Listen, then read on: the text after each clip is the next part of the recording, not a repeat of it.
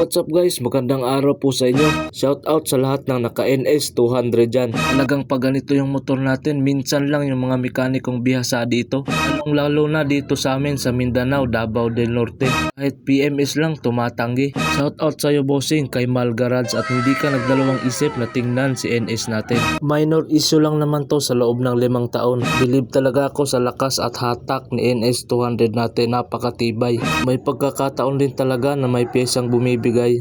Pasalamat na lang at nakahanap tayo ng mekanikong may kaalaman sa ganitong motor. Rare na talaga yung mga ganitong motor at phase out na sa market. Noong nakaraang taon, panay post lang po tayo sa mga grupo ng naka-NS 200. Malaking tulong rin naman sa NS natin yung mga comment at advice ng mga may-ari kasi sa Luzon lang talaga yung mga ganitong motor. Shout out nga pala ulit sa'yo bossing, Mal Garage. Solid na saludo para sa'yo. Sa lahat ng naka-NS at Roser dyan, comment naman kayo kung anong naging issue ng motor nyo. Maraming salamat.